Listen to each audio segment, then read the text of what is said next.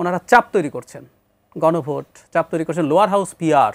আমি সত্যি মনে করি না জামাত মনে করেছে যে এই নির্বাচন লোয়ার হাউসে পিআর হতে পারে, আমি সত্যিই মনে করি না।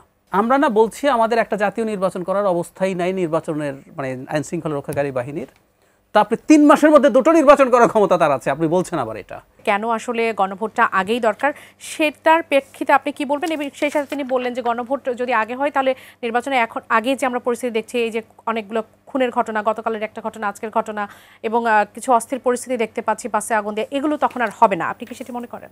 পলিটিক্যাল অ্যানালিস্ট বলে একটা কথা আছে, সবার মুখের কথাই যদি আমরা ধরে নেই তাহলে অ্যানালিসিসের তো জায়গা নাই। সারা দুনিয়াতে ডিসেম্বরের কথা বলছে, ডিসেম্বরের ফার্স্ট উইকের কথা বলছে, যেখানে হোক, মানে যে আগের কথা। ইনফ্যাক্ট ওনারা এটা কেন করছেন, ওই যে বলেছিলাম ওনারা চাপ তৈরি করছেন, গণভোট চাপ তৈরি করছেন, লোয়ার হাউস পিআর। আমি সত্যিই মনে করি না জামাত মনে করেছে যে এই নির্বাচন লোয়ার হাউসে পিআর হতে পারে, আমি সত্যিই মনে করি না।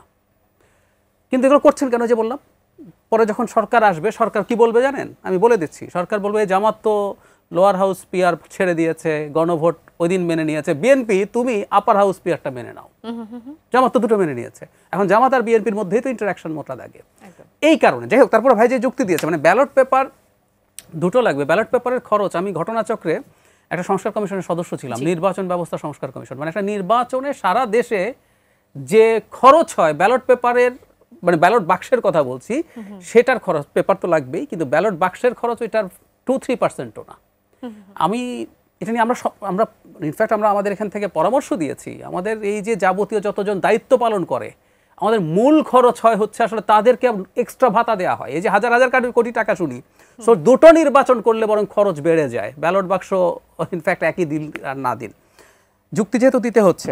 আমরা না বলছি আমাদের একটা জাতীয় নির্বাচন করার অবস্থাই নাই নির্বাচনের মানে আইন শৃঙ্খলা রক্ষাকারী বাহিনীর, তা আপনি 3 মাসের মধ্যে দুটো নির্বাচন করার ক্ষমতা তার আছে, আপনি বলছেন আবার এটা। আসলে আপনি কি চাচ্ছেন জানেন? নভেম্বর বা ডিসেম্বরে এই নির্বাচন করে আইন শৃঙ্খলা রক্ষাকারী বাহিনী সর্বোচ্চ চেষ্টা করে শুয়ে পড়বে, তারপর বলবে আরে ও তো এখন 6 মাস 1 বছর না গেলে আরেকটা নির্বাচন করতে পারবে না। বেসিকটা কি? বেসিকটা হচ্ছে আমাদের আসলে আইন শৃঙ্খলা রক্ষাকারী বাহিনীর সমস্যা আছে, তাদের মনোবলের সমস্যা আছে, তারা সব ফিরে পায় নাই।